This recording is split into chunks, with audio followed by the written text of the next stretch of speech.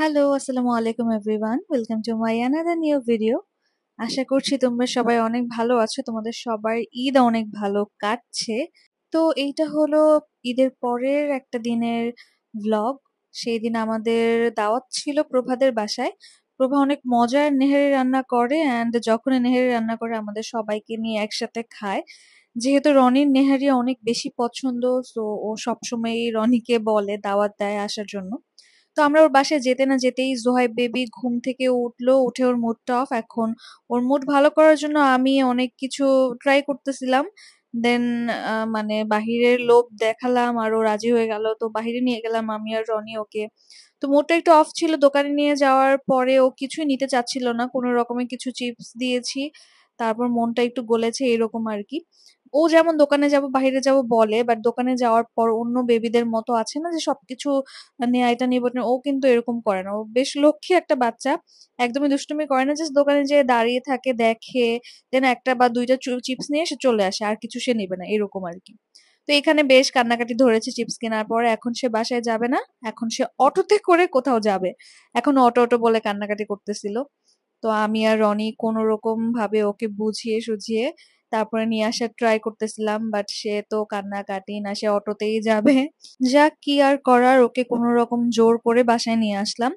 আর বাসায় আসার পরে দেখি মাহমুদ ভাই খুব সুন্দর করে টেবিল সেট করে রেখেছে, খাবার দাবার রেডি। তো ভাইয়া এত সুন্দর করে সাজিয়েছে, যেখানে বসে খেতে ইচ্ছে করছিল না, জাস্ট তাকিয়ে থাকতে ইচ্ছে করতেছিল যে না এইভাবেই থাকুক। আর ভাইয়ার তো এমনিতেও ডেকোরেশন, ঘর সাজানো এইসবের প্রতি অনেক ঝোঁক। তো ভাইয়া সেভাবে সুন্দর করে সাজায়। সবচেয়ে বড় কথা হলো জোহাইব বেবির মতো এরকম ছোট একটা বেবি থাকলে কিন্তু বাসা সাজিয়ে রাখা বা সেটা মেনটেন করা অনেক টাফ হয়ে যায়। কিন্তু না, ওনারা দুইজনই খুব সুন্দর করে মেনটেন করে। দেন এই তো প্রভার রান্না শেষ, ভাইয়া সুন্দর করে সার্ভ করছিল। ওর নেহারিটা মাসাল্লাহ অনেক মজা হয়। আমি কিন্তু খুব বেশি নেহারি খেতে পারি না, অল্প খেলেই দেখা যায় আমার একটু অরুচি চলে আসে, কিন্তু প্রভার এই নেহারিটা দেখা যায় একদম মন ভরে খাওয়া যায়, অনেক মজা হয়। তো এখানে আমি বলেছিলাম যে আমাকে বেশি দিবেন না, অল্প একটু দিবেন, ভাইয়াকে বলেছিলাম। তো ভাইয়া আমাকে এতটুকুই দিয়েছে। পরে আমি আবার চাইছিলাম যে না ভাইয়া ভালো করে দেন। তো এই তো সবকিছু সার্ভ করা হলো, আমি পরোটা দিয়ে খাচ্ছিলাম। আমার কাছে না পরোটা দিয়ে নেহারিটা খেতেই বেশি মজা লাগে, মনে হয় ভালো করে খাওয়া যায়। অনেকে দেখা গেছে নান দিয়ে পছন্দ করে, কিন্তু আমার নান দিয়ে পছন্দ না। তোমাদের কোনটা দিয়ে পছন্দ অবশ্যই কমেন্ট করে জানাবা।